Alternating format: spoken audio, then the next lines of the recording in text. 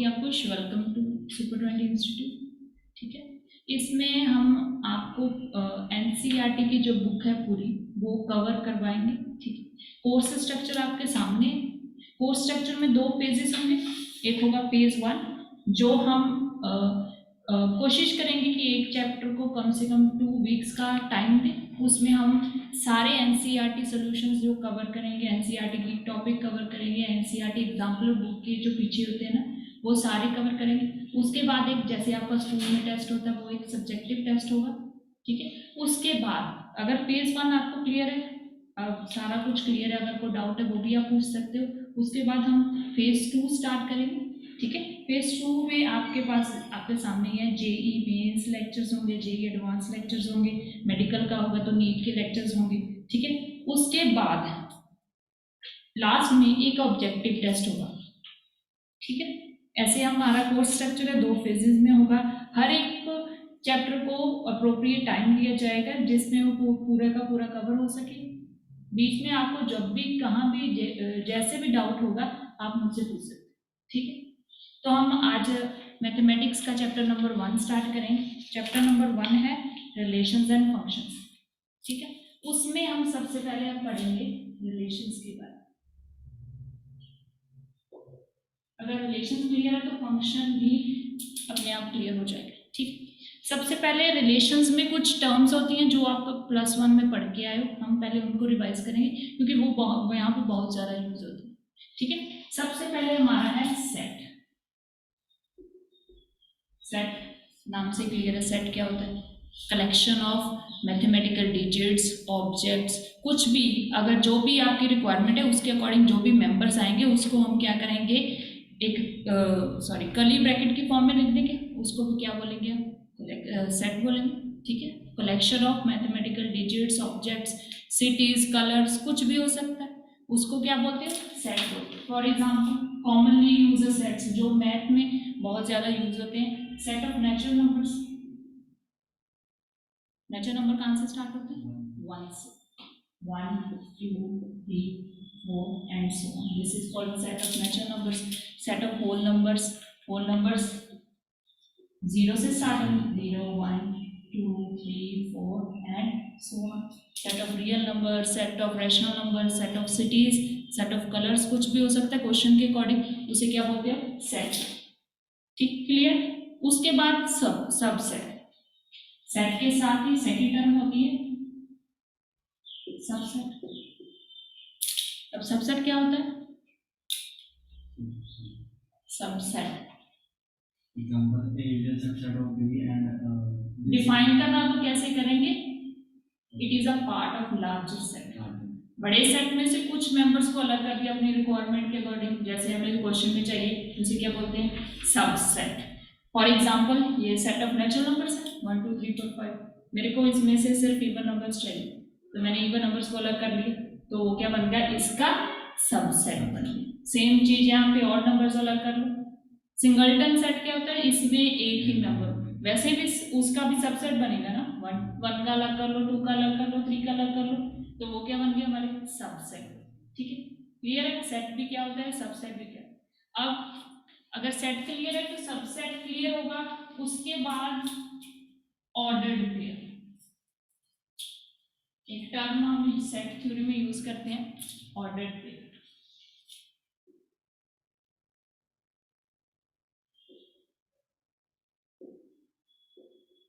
Pair मतलब 2 members. Ordered pair मतलब 2 members लिए बट वो लिए किसी स्पेसिफिक ऑर्डर के अकॉर्डिंग।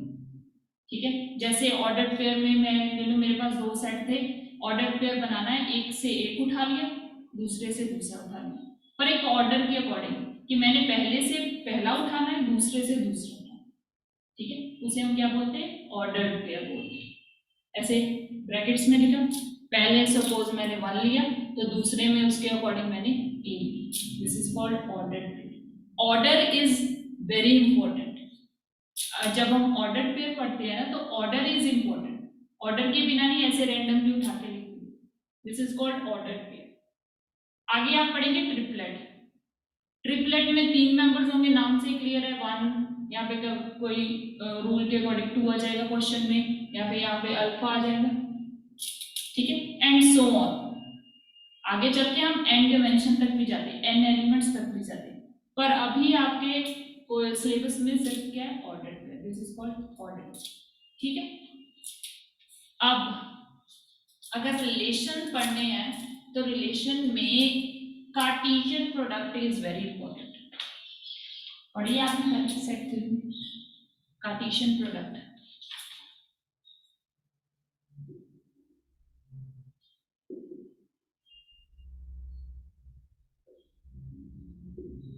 पढ़िए। कार्टेशियन प्रोडक्ट क्या होती है, set of all the ordered pairs taken from two given sets, ठीक है। It is the set of all the ordered pairs from two given sets.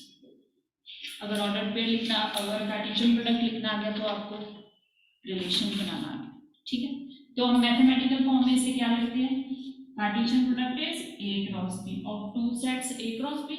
A cross B में members का ऐसे आएंगे, ऑर्डर्ड पेयर आएगा, सच दैट ऑर्डर्ड पेयर में पहला element हम पहले सेट से उठाएंगे, दूसरा एलिमेंट हम दूसरे से उठाएंगे, दिस इज कॉल्ड, ये ऑर्डर बन गया ना। अगर मैं ये लिखूं कि पहला एलिमेंट मुझे दूसरे सेट से चाहिए, दूसरा मुझे पहले से चाहिए, वो डिफरेंट ऑर्डर होगा, this is called ordered pair. तो इस सब ऑर्डर्ड पेयर के कलेक्शन को हम क्या बोलेंगे, कार्टेशियन प्रोडक्ट बोलेंगे। बट जब भी आप कार्टेशियन प्रोडक्ट लिखेंगे तो उसमें आपको एक ऑर्डर फॉलो करना पड़ेगा, मतलब ऐसे नहीं है कि आपने पहला छोड़ दिया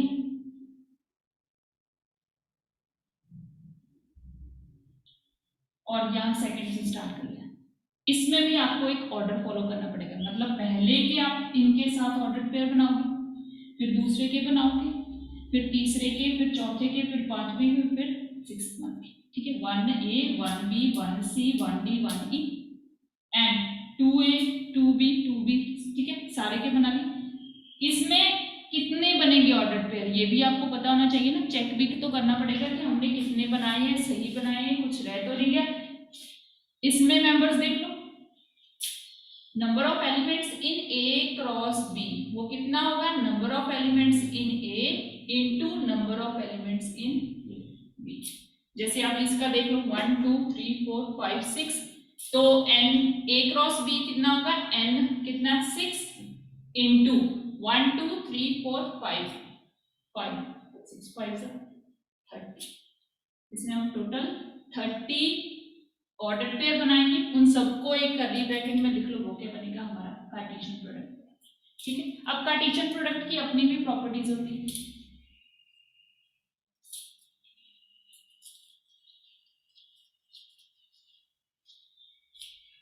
वो क्या होता है, in general A cross B is not equal to B cross. Obviously order matter करता है ना, ऑर्डर मैटर करेगा तो ये डिफरेंट होगा, इसमें डिफरेंट एलिमेंट्स आएंगे। जैसे ये पिछली एग्जांपल ही, वैसे जहां पे 1A आएगा तो B क्रॉस A में क्या आएगा, A1, उल्टा हो गया ना। यहाँ पे 2A आएगा तो दूसरी साइड क्या आएगा, A2, डिफरेंट हो गए, डिफरेंट हो गए तो ये बराबर भी नहीं। तो आपको ये भी पता होना चाहिए कि दो ऑर्डर्ड पेयर सेम तब होंगे जब उनके कॉरेस्पॉन्डिंग एलिमेंट्स जो होंगे वो सेम होंगे। If AB is equal to BA, then possibility, only possibilities, ठीक है। ये भी इसमें अप्लाई होता है ना, डायरेक्टली ये रिजल्ट यहाँ पे अप्लाई हो, तो आपको ये पता होगा तभी आप ये बोलेंगे ना कि ये इक्वल नहीं है। वैसे आपको कैसे पता चलेगा कि इक्वल है कि नहीं, ठीक है। ऑर्डर्ड पेयर बराबर तभी होंगे जब उनके कॉरेस्पॉन्डिंग एलिमेंट्स होंगे सेम होंगे, दोनों A इक्वल टू B होगी। इन जनरल ये भी सेम नहीं होती, तो ये भी सेम नहीं होती, ये कहाँ से। अब if A cross B is equal to B cross A, then क्या पॉसिबल है, A is equal to B, दोनों क्या होना चाहिए, सेम होना चाहिए, same set, same members, same number of elements, then only in that case A cross B is equal to B cross. ठीक है, पता लग गया ना। अब हम जाएंगे रिलेशंस में।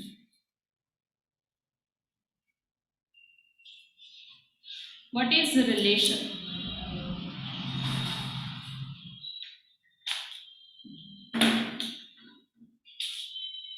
डेफिनेशन, रिलेशन बिटवीन कोई भी सेट कंसिडर कर लो, A and B is the subset of A cross। मैंने बोला था ना हम रिलेशन तक जाएंगे, उससे पहले कुछ डेफिनेशंस क्लियर कर ले। आप देख लो, इसमें सबसेट भी यूज होता है, तो सबसेट पता होगा ना, तभी तो आप फाइंड करेंगे। इसमें A cross B Cartesian product भी यूज होती है। तो relation between A and B is the subset of A cross B।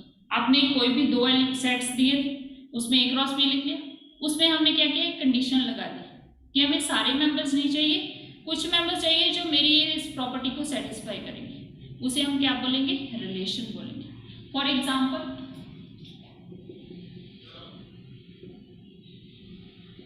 एक सेट ले लिया, 1 2 3 4 5 6 7, ठीक है।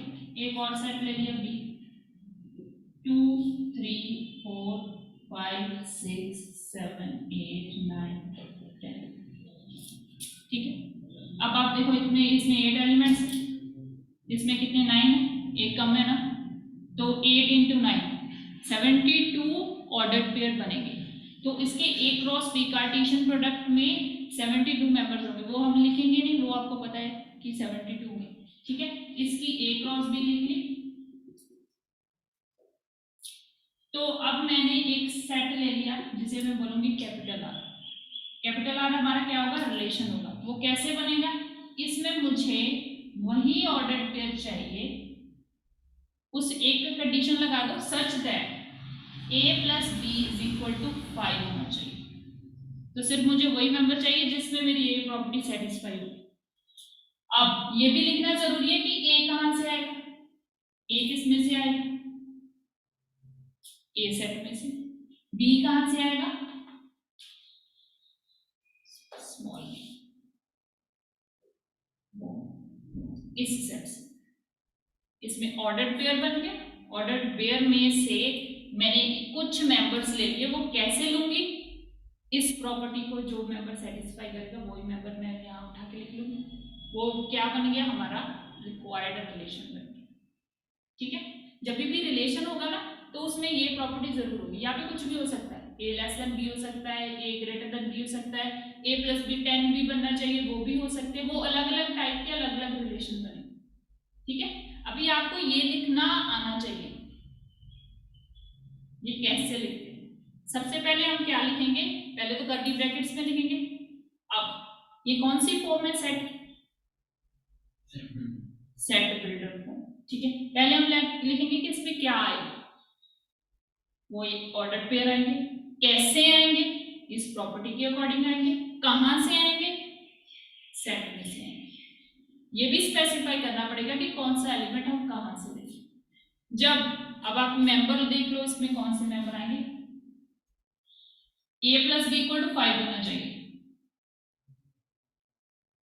पहले हम यहां से स्टार्ट करके 1 का इन सबके साथ देखेंगे कब 5 बनता है, ठीक है। 1 का 2 के साथ नहीं बनेगा, 3 के साथ नहीं बनेगा, 4 के साथ बनेगा। तो पहला मेंबर मेरा कौन सा आया, 1 4, ठीक है। नेक्स्ट, आगे तो बड़ा हो जाएगा, फाइनल को भी 2 प्लस 2 4, 2 प्लस 3 5। तो नेक्स्ट एलिमेंट क्या आ गया, 2 3, क्योंकि दोनों का सम क्या बनता है, 5। नेक्स्ट ले लो, 3 2, ठीक है। आगे तो हमारा 4 2 6 बनेगा, वो तो हमें नहीं चाहिए। तो हमारे इस रिलेशन में, इस कंडीशन के अकॉर्डिंग ये मेंबर्स आ रहे हैं।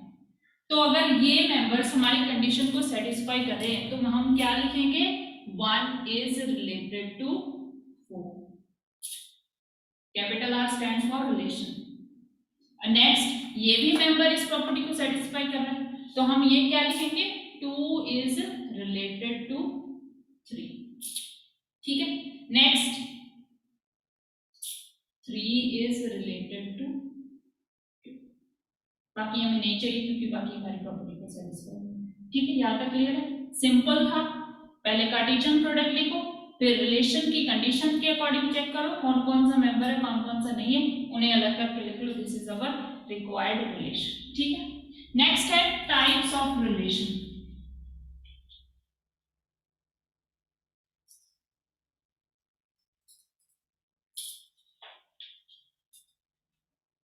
सबसे पहले एम्प्टी रिलेशन।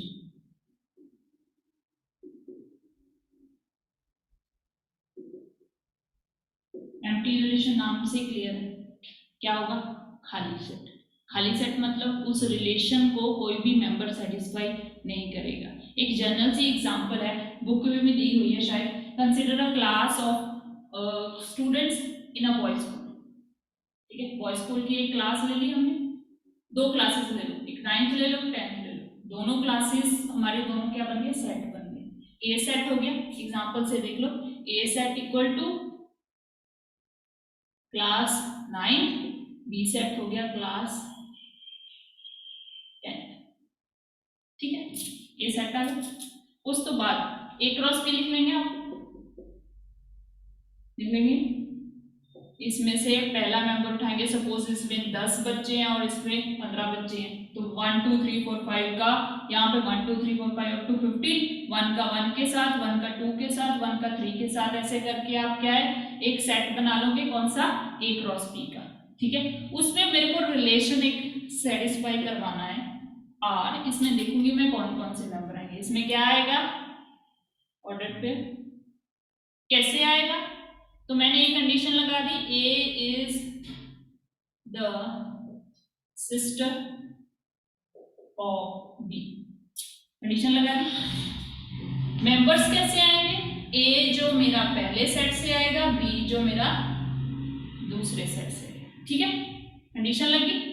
अब आप देखो बॉयज स्कूल है, बॉयज स्कूल की 2 क्लासेस है, तो वहां सिस्टर कहां से आएगी, सिस्टर तो नहीं होगी, नहीं होगी तो कोई ऑर्डर पेयर इस रिलेशन को सेटिस्फाई नहीं करेगा, नहीं करेगा तो 5 स्टैंड फॉर एम्प्टी या वॉइड, VOID, 2 वर्ड यूज करते हैं, this is an empty relation, ठीक है। सिमिलरली एक हमारे पास होता है यूनिवर्सल रिलेशन।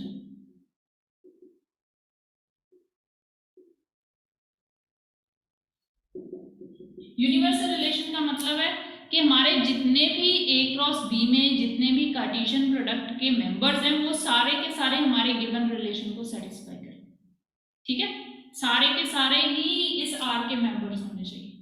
तो उसमें क्या होगा, कोई कंडीशन डिफरेंट कर दो, यही सेम एग्जांपल ली, दोनों क्या है, बॉयज स्कूल की 2 क्लासेस है, दोनों में ये इतने मेंबर, एक में 10 है एक में 15 है, ए क्रॉस बी लिखा, ए बी ऑर्डर्ड पेयर आएगा, पर कैसे आएगा, हमने इस पे एक कंडीशन लगा दी, एक कंडीशन ये लगा दी कि इनमें से हमें वही मेंबर चाहिए जो मैथमेटिक्स के स्टूडेंट, ठीक है, both A and B are the students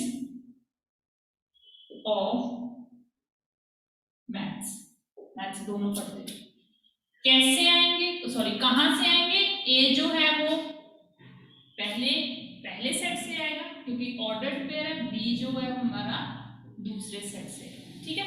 अब आप देखो मैथ्स तो सारे पढ़ते हैं, maths is the basic subject जो सबको पढ़ाया जाता है, इसका मतलब सारे के सारे ऑर्डर्ड पेयर आएंगे ना, इसका पहला उसका पहला, first second first third first up to 15, similarly 2 का 1 के साथ, 2 का 2 के साथ, 2 का 3 के साथ एंड सो ऑन, ठीक है। तो ये हमारा क्या बन गया, यूनिवर्सल रिलेशन बन गया, क्यों, क्योंकि इसमें सारे के सारे बन, तो हम लिखेंगे कैसे, R इज इक्वल टू, अब देखो ये तो मैंने डिफरेंट सेट ले लिया ना, एक ए ले लिया एक बी ले लिया, आप दोनों सेम भी ले सकते हैं, ए क्रॉस ए भी ले सकते, ठीक है, जरूरी नहीं है कि यहाँ पे डिफरेंट हो सकता है कि सेम सेट के आपस के मेंबर्स का रिलेशन करना हो, रिलेशन का बेसिक मतलब क्या होता है? कनेक्शन फाइंड करना, उनका कोई ना कोई कनेक्शन। जैसे इन दोनों का कनेक्शन क्या था कि दोनों मैथ्स के स्टूडेंट होने चाहिए। पिछले का क्या था कि दोनों बहन भाई होने चाहिए, is a sister of B. तो एक एग्जांपल और की थी, उनका कनेक्शन क्या था? a plus B equal to 5। ठीक है, वो कनेक्शन के अकॉर्डिंग हमें मेंबर्स ढूंढने हैं कि कौन कौन से मेंबर्स आएंगे, कौन कौन से नहीं आएंगे। ठीक है, पहला हो गया एम्प्टी, खाली। दूसरा हो गया यूनिवर्सल। तीसरा रिलेशन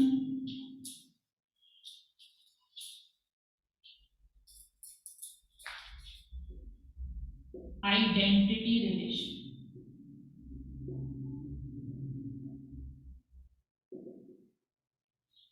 आइडेंटिटी रिलेशन मतलब सेम एलिमेंट का खुद के साथ ही रिलेशन होना चाहिए। ठीक है, तो ये हो गए मेंबर्स।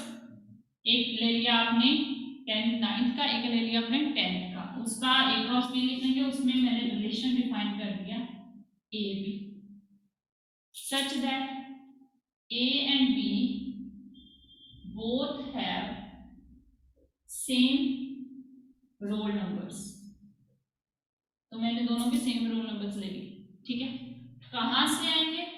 पहला एलिमेंट हमारा पहले सेट के साथ आएगा, दूसरा एलिमेंट हमारा दूसरा। ये लिखना बहुत इंपॉर्टेंट है, इसके भी मार्क्स कटते हैं। ठीक है, तो आपको सही से लिखना आना चाहिए कि कहाँ से आए। तो अब ये तो सिंपल ही है, दोनों के सेम रोल नंबर चाहिए। इस मेंबर में से 1 लिया तो दूसरे मेंबर में से भी क्या आएगा? 1 नहीं आएगा। दिस इज इक्वल टू पहले ऑर्डर पेयर 1 1, तो नेक्स्ट वाला 2 2, सो 1 अप टू। अब देखो 10 10 के साथ तो जाएगा, यहाँ तक में 15 है, यहाँ पे 10 है, तो 11 11 का तो बनेगा नहीं, बनेगा नहीं तो वो हमारे रिलेशन का पार्ट नहीं। This is called identity relation. ठीक है, क्लियर? तो एग्जांपल आएगी तो आप लिख सकते हो ना, आइडेंटिटी रिलेशन क्या होता है? सेम सेम, खुद का खुद के साथ, 1 का 1 के साथ, 2 का 2 के साथ। एक एग्जांपल आप दिमाग में बिठा लो ना, उसमें से आप सारी डेफिनेशंस को अगर अप्लाई करोगे तो आपको जल्दी याद रहेगा कि कैसे किया था, कहाँ से आया था। ठीक है, next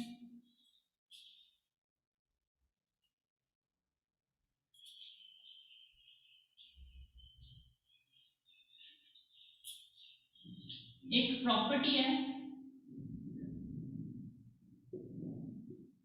if A is a non-empty set and B is an empty set, then A cross B is equal to 1। ठीक है, अभी कैसे आया? ए नॉन एम्प्टी है, ए में मेंबर्स हैं 1 2 3 4 5 सो ऑन, पर बी खाली है। खाली है तो पार्टी ऑर्डर्ड पेयर नहीं बनेगा, अगर ऑर्डर्ड पेयर नहीं बना तो ए क्रॉस बी कहाँ से आएगा? ठीक है, फाइव खाली है, अगर ए क्रॉस बी खाली है तो आर भी खाली है। तो सबसे पहले आपको सेट देखना पड़ेगा कि उसमें कोई मेंबर है या नहीं। अगर है तो ठीक है, क्वेश्चन सॉल्व हो जाएगा। अगर नहीं है तो पहले ही लिख दो कि ये जो है वो खाली है। दूसरी चीज, अगर आपको चेक करना हो कि गिवन जो हमारा क्वेश्चन है उसमें जो उन्होंने आर डिफाइन किया वो रिलेशन है या नहीं, तो उसके लिए क्या करना पड़ेगा? आपको ये चेक करना पड़ेगा कि जो आर में मेंबर्स आ रहे हैं क्या वो ए क्रॉस बी के सबसेट्स बन रहे हैं या नहीं। अगर नहीं बन रहा है then it is not a subset, not a subset then it is not a relation. क्योंकि रिलेशन की डेफिनेशन ही हमने क्या बोली थी? It is a subset of A cross B. ठीक है, अगर चेक करना हो तो कर लेंगे ना कि R either it should be a subset of A cross B. Subset मतलब it is a part of larger set, बड़े सेट का कुछ पार्ट हमने अलग कर लिया, वो क्या बन गया? हमारा सबसेट बन गया। ठीक है, सारी डेफिनेशंस आपस में कनेक्ट हो रही है ना, अगर पहला पता होगा तभी आप आगे जाएंगे, इसलिए हमने पहला बेसिक बेसिक पढ़े थे, उससे हमने इसको कनेक्ट। ठीक है, क्लियर है? कोई डाउट नहीं ना? अब आप मुझे ये बताओ, मैं आपको क्वेश्चन लिख के दे रही हूँ कि क्या ये रिलेशन है या नहीं।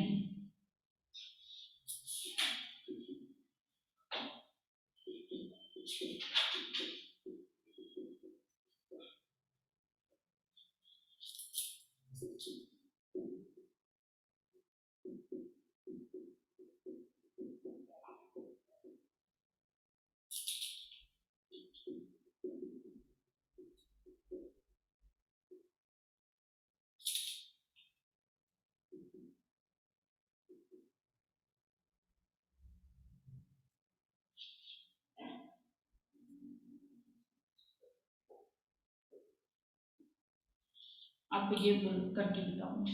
पहले इसकी कार्टेशियन प्रोडक्ट लिखो, उसके बाद आर सेट में देखो कोई मेंबर है या नहीं, अगर है तो ठीक है, नहीं तो नहीं।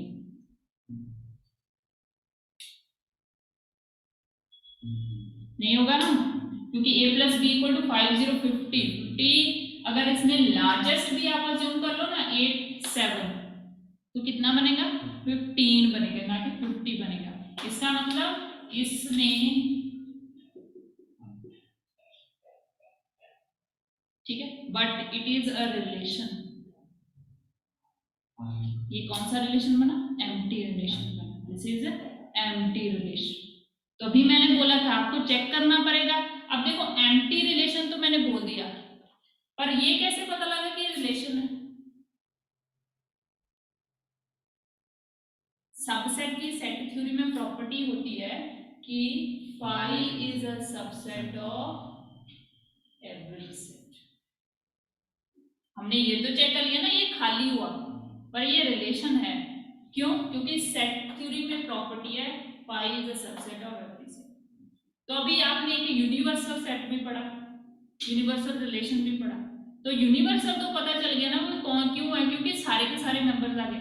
वो रिलेशन कैसे पता चला, क्योंकि आपने ये भी पढ़ा था every set is a subset of itself, और या फिर ऐसे लिखो A cross B is a subset of, every set is a subset of itself, क्योंकि इसके अकॉर्डिंग ये इक्वालिटी को भी सेटिस्फाई कर रहा है। अगर छोटा हुआ तो ये वाली प्रॉपर्टी, अगर नहीं है इक्वल है तो ये भी तो है ना, it is a subset of itself. ठीक है, अब आपकी बुक में बहुत सारे एग्जांपल्स दिए होंगे जिसपे आपको कहीं पर प्रूव करना है ये रिलेशन है, चेक करो ये रिलेशन में कितने मेंबर्स हैं, ये फाई है, ये यूनिवर्सल है, ये आइडेंटिटी है। ठीक है, बहुत सारे ऐसे सिंपल से एग्जांपल होंगे, आप सॉल्व करके देखना, अगर डाउट हो तो पूछो। नेक्स्ट हमारे पास है, and it is important, equivalence relation। Equivalence relation क्या है, ठीक है।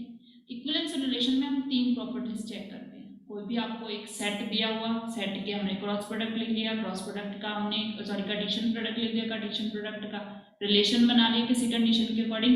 अब हमें क्वेश्चन ऐसे आते हैं कि चेक करो whether it is an equivalence relation और नॉट। कभी कभी वो तीनों प्रॉपर्टीज को सेटिस्फाई करेगा, कभी कभी वो एक को भी नहीं करेगा। ठीक है, पहली प्रॉपर्टी है रिफ्लेक्सिव, दूसरी प्रॉपर्टी है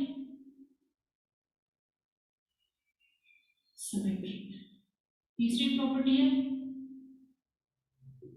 transitive.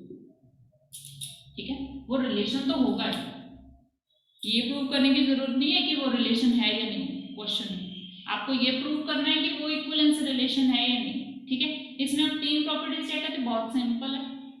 First one is reflexive, reflexive का खुद के साथ, किसी भी एलिमेंट का अगर खुद के साथ रिलेशन बनता है तो वो क्या होगी, रिफ्लेक्सिव।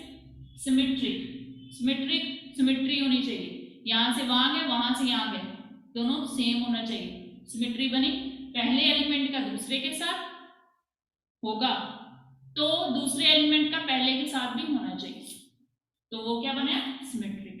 ट्रांजिटिव में फर्स्ट का सेकंड के साथ, सेकंड का थर्ड के साथ गिवन होगा, तो आपको ये प्रूव करना है कि फर्स्ट का डायरेक्टली किसके साथ है, थर्ड के साथ रिलेशन है, तो वो क्या बना, ट्रांजिटिव रिलेशन। ठीक है, आप तीनों प्रॉपर्टीज चेक कर लो। इसमें सबसे सिंपल एग्जांपल्स हम दो लेते हैं।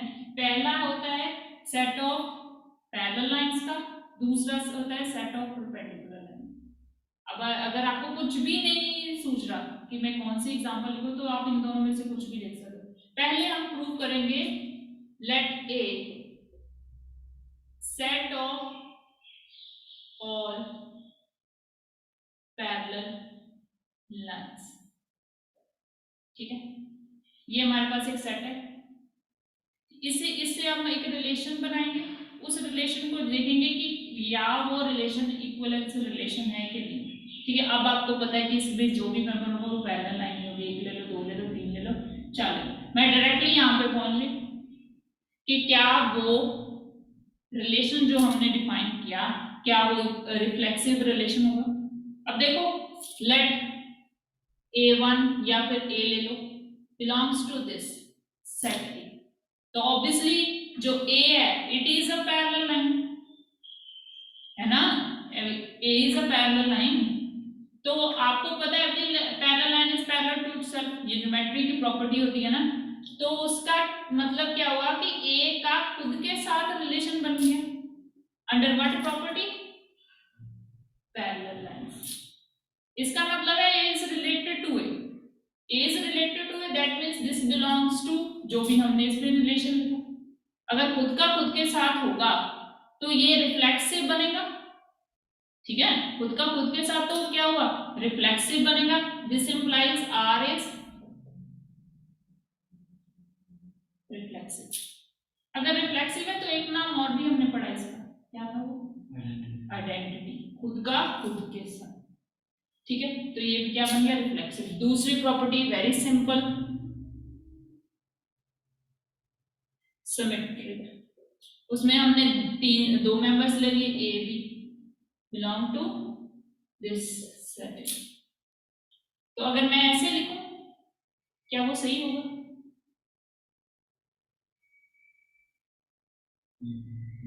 नहीं, क्यों?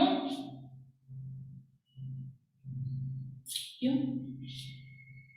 क्योंकि ये क्या हो गया ऑर्डर पे हो गया, तो ऑर्डर पे एक साइड से थोड़ा आएगा, कहां से आएगा, एक तरफ से, ठीक है। लिखने भी आपको ध्यान पे देना पड़ेगा कि आप क्या लिख रहे हो, क्यों, उसका रीजन। तो मैंने एक दो मेंबर्स उठाए, इसका मतलब ए से आ रहे हैं तो दोनों क्या हो गए पैरेलल लाइंस हो गए, तो आपने ले लिया ये ए लाइन होगी, ये क्या होगी B. This implies both A are parallel lines, A and B are parallel lines, that means A B belongs to our relation जो हमने डिफाइन किया पैरेलल लाइंस ही लेंगे, ठीक है। अब देखो A is parallel to B, then B is also parallel to A, चीज तो वही है ना, हमने लिखने में उल्टा कर दिया। अगर A is parallel to B या फिर ऐसे लिख लो this implies A is parallel to, ये साइन पैरेलल का होता है आपको पता ही है, this implies B is also parallel to A, B is also parallel to A, इसका मतलब ये B A जो ऑर्डर्ड पेयर बना ये हमारे रिलेशन को सेटिस्फाई कर रहा, तो हमारा हो गया ना 1 2 का 2 1 के साथ, this implies R is symmetric, simple था। अब थर्ड प्रॉपर्टी,